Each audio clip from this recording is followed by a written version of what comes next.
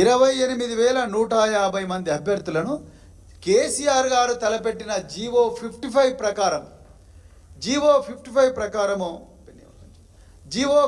ప్రకారం సెలెక్ట్ చేస్తే అందులో ఈ 563 పోస్టుల్లో రిజర్వ్ చేయబడని అంటే ఓపెన్ కాంపిటీషన్ ఓసీ కోటాలో ఉండే పోస్టులు 209. అంటే ఈ 40%, ఈ ఎల్లో పచ్చ కలర్లో ఉన్న ఈ పోస్టులు 209. వీటి కోసం 10,450 మంది అభ్యర్థులను 1:50 నిష్పత్తిలో సెలెక్ట్ చేయాలి. అదేవిధంగా మిగతా ఏవైతే పోస్టులు ఉన్నాయో ఆ పోస్టులు 60% పోస్టులు ఏవైతే ఉన్నాయో ఆ 60% పోస్టులు టోటల్గా 17,700 మంది అభ్యర్థులను సెలెక్ట్ చేయాలి. తెలంగాణ పబ్లిక్ సర్వీస్ కమిషన్ ప్రభుత్వ ఆదేశాల మేరకు అది జీవో 55 చెప్తున్నది. కానీ జీవో ఈరోజు రేవంత్ రెడ్డి ప్రభుత్వం ఏం చేసిందయ్యా అంటే ఈ సామాజిక న్యాయం అదేవిధంగా రాజ్యాంగం చెప్తున్న రిజర్వేషన్లు ప్రిలిమినరీ స్టేజ్లో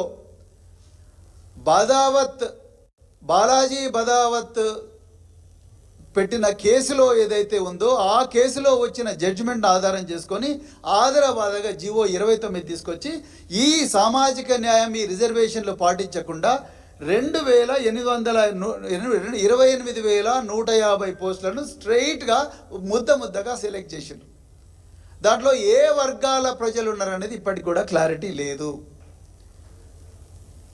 ఒకవైపు 1:50 నిష్పత్తిలోనే మేము సెలెక్ట్ చేస్తున్నామని చెప్తూనే మరోవైపు మేము రిజర్వేషన్లు కూడా పాటించినామని చెప్పి ఎస్సీ కోటాలో సెలెక్ట్ చేయాల్సిన వ్యక్తులను కింద తీసుకొని అవసరం అనుకుంటే కిందికి పోయి అంటే వాళ్ళ కట్ ఆఫ్ ఏదో చెప్పకుండా ఆయనకాయన అంటే వాళ్ళ పబ్లిక్ సర్వీస్ కమిషన్ తనకు తాను ఒక కట్ ఆఫ్ పెట్టుకొని కింది నుంచి తీసుకొని పోయిండు.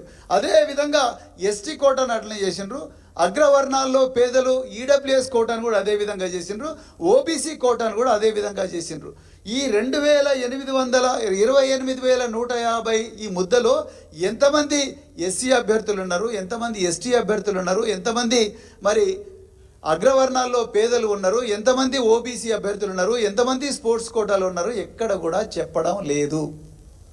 ఇలా మేము ఆనాడు కూడా మేము రేవంత్ రెడ్డి గారి ప్రభుత్వాన్ని ఒక 15-20 రోజుల క్రితం కూడా అడగడం జరిగింది.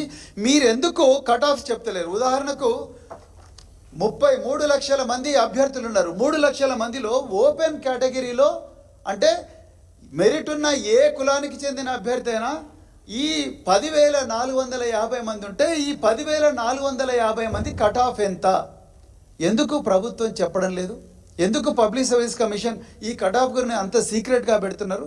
అదేవిధంగా షెడ్యూల్డ్ కాస్ట్ కట్ ఆఫ్ ఎంత, షెడ్యూల్డ్ ట్రైబ్ కట్ ఆఫ్ ఎంత, ఓబీసీ కట్ ఆఫ్ ఎంత, అదేవిధంగా అగ్రవర్ణాల్లో ఉండే పేదలు అంటే ఎకనామికల్లీ వీకర్ సెక్షన్స్ ఈడబ్ల్యూఎస్ కోటాలో కట్ ఆఫ్ ఎంత, స్పోర్ట్స్ కోటాలో కట్ ఆఫ్ ఎంత, అదేవిధంగా మరి మిగతా minority quota BCE cut off ఎంత అని ఎందుకు ప్రభుత్వం చెప్పడం లేదు? మేము ఇంకో ప్రశ్న కూడా వేసినాం. ఓపెన్ కాంపిటీషన్ అంటే కేవలం అగ్రవర్ణాల్లో ఉండే ధనికులకేనా, లేకపోతే ఎస్సీలో కానీ ఎస్టీలో కానీ బీసీలో కానీ మైనారిటీలో ఉండే మెరిటోరియస్ అభ్యర్థులు కూడా ఓపెన్ కోటాలో ఉండవచ్చా అంటే దానికి టీఎస్పీఎస్సీ ఆన్సర్ చెప్పడం లేదు. మిత్రులారా, ఇక్కడే మరి అసలైన కుట్ర ఉన్నది.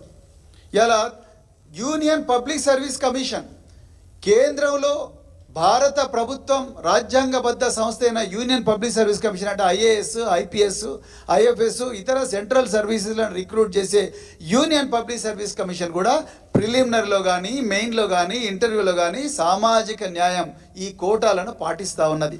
అదేవిధంగా పక్కన ఉండే కర్ణాటక సివిల్ సర్వీసెస్ కూడా ఈ కోటాలను ప్రిలిమినరీ, మెయిన్ అదేవిధంగా మరి ఇంటర్వ్యూలో కూడా పాటిస్తూ ఉన్నది.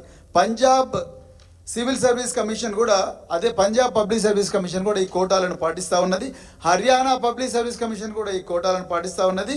పక్కనే ఉండే మన బార్డర్ స్టేట్ అయిన ఛత్తీస్గఢ్ కూడా ఈ కోటాలను స్పష్టంగా పాటిస్తూ ఉన్నది. జార్ఖండ్ కమిషన్ కూడా ఈ కోటాలను స్పష్టంగా పాటిస్తూ ఉన్నది. మరి వీళ్ళందరికీ సుప్రీంకోర్టు జడ్జిమెంట్లు అడ్డం వస్తలేవా? ఇవాళ తెలంగాణ ప్రభుత్వం ఆలోచించాల్సిన అవసరం ఉన్నది. మరి ఎందుకోసం ఈ నిరుద్యోగులు తెలంగాణ తెచ్చుకున్నారు? మరి ఈ 40లో ఉండే ఈ 40% ఉండే ఈ 10,450లో ఎస్సీలు ఎంతమంది ఉన్నారు? ఈ ఓపెన్ కోటా ఎవరైనా మెరిట్ ఉన్న ఏ ఎస్సీ అయినా పార్టిసిపేట్ చేయొచ్చు, ఏ బీసీ అయినా పార్టిసిపేట్ చేయొచ్చు, ఏ అగ్రవర్ణాల్లో ఉండే పేద వర్గానికి చెందిన వ్యక్తి అయినా కూడా ఇందులో ఉండవచ్చు. ఇందులో ఎంతమంది ఉన్నారో చెప్పమంటే ఎందుకు ప్రభుత్వం చెప్పడం లేదు? ఎందుకు దీన్ని అంతా సీక్రెట్గా పెడుతున్నారు? మేము వాళ్ళ పేర్లు అడుగుతలే కదా, వాళ్ళ పేర్లు అడుగుతలేము, వాళ్ళ హాల్ టికెట్ నెంబర్లు అడుగుతలేము. ఎంతమంది ఈ ఓపెన్ కోటాలో ఉన్నారు? 10,450 అంటే 40% అన్రిజర్వ్డ్ కోటాలో ఎంతమంది ఉన్నారు?